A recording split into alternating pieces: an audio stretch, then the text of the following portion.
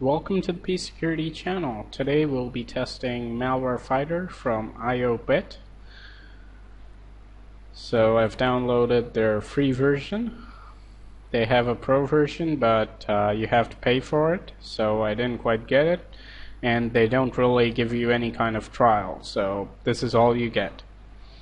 Now you can see they have some guards that are turned off, and these are the ones that are available in their pro version. But we still have quite some real-time protection, even with the free version. So that's good. And this is basically a cloud security program. The installer is really small. It's only 18.3 megabytes. And after you install it, it runs silently in the background. I haven't had any problems so far in terms of system performance issues. If we take a look at the RAM usage, sure we'll find that it's quite light. So that's about 23 megabytes, not bad. Could be better, but I guess that's okay. And it's really light. It comes with removal features as well. This is more like an anti-malware utility, like Malwarebytes and something of that sort. But they do have real-time protection. And if we go into the settings, we can see this is the recommended level. That's how it came from the factory, but I took it up. This is their protect level, and it says monitors and stops all threats. And at recommended, it just stops only dangerous threats. Now, that's kind of like strange wording here. The word threat itself means something that's dangerous. Now, what do you mean by saying it's going to stop dangerous threats, and now it's going to stop all threats? So that's something that, is kind of strange. And they have heuristic detection. They call it digital original gene, and we will use that. So that's basically how we'll use it. They have scan scheduler. It's nice. You can update and all that. So there's nothing else in this program to mess with apart from these two settings. So that's how we'll leave it. It is up to date. It's a very small update. It was only about a few kilobytes. So you can see we have the latest version, which is fully up to date. So now we will test it against some malware. They do have real-time protection. Remember, this can run along with any other anti-malware program. So this is meant to supplement it, not to be, base protection of any system. But they do have real-time protection, so there's nothing wrong with testing it out. So this is the first file.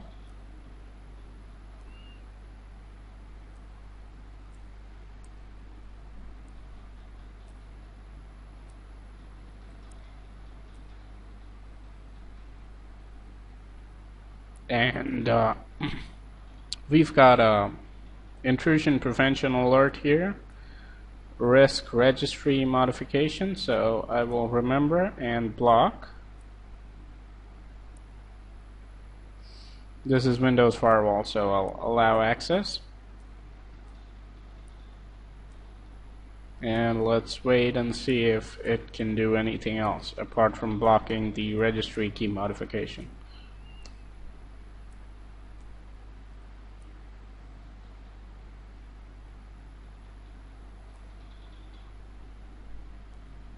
Here's the second threat, and I can say that all of these are dangerous threats.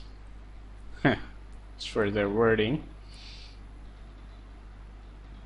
And I took it to high, so it should catch all threats, not just the dangerous ones.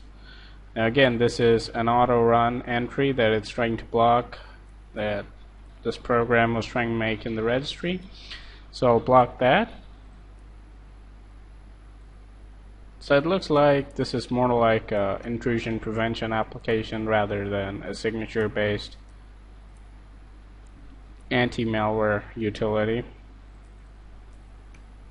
Of course, the signature should work because all I'm seeing is just registry key blocking. Not seeing any kind of process monitor, which might be disabled in fact. Yeah, process guard is not available with the free version. So we'll wait and see if just blocking registry keys saves the computer from being infected.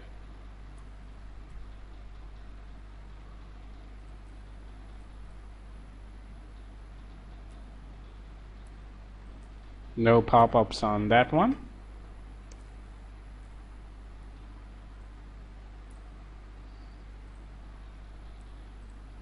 This one didn't quite work out.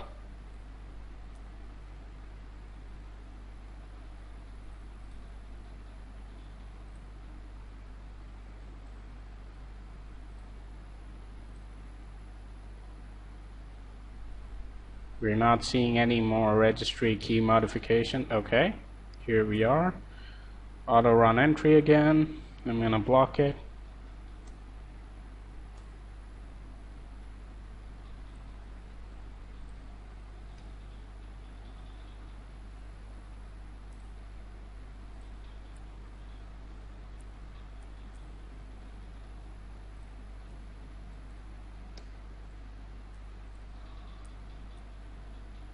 So not a single signature-based detection so far, which is kind of odd because all of these files have at least a detection rate of 20. I think there was only one, the second one, that had a very low detection rate. Apart from that, everything's just clearly detected by tons of engines.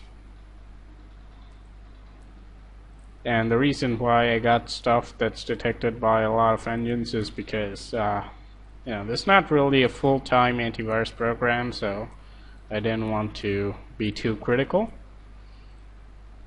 Now strangely, these two files are not downloading. Let's try the last link here.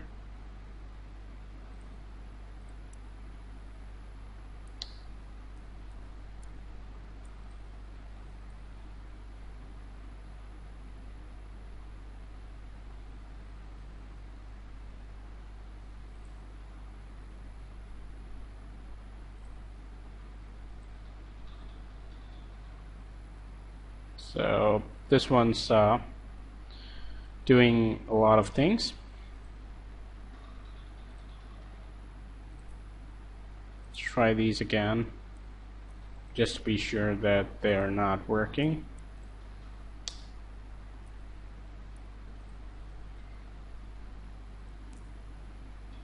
Whoops, sorry, I think I got the wrong one.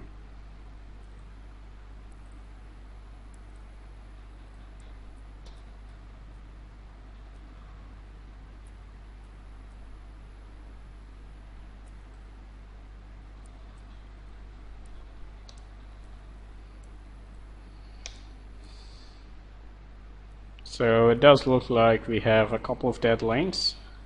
That shouldn't be any problem because I'm sure we've got lots and lots of malware in the system already. And they'll bring more as they run and enjoy themselves. So IOBit, as far as I can see, does nothing but block registry keys. Real-time protection seems non-existent, but since this is a removal utility as well, let's see if it can clean up all the mess that it has created.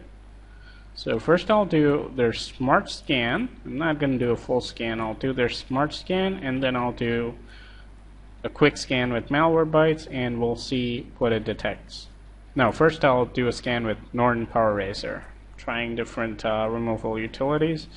So once IOBit scan completes, I will do a scan with Norton PowerRaiser.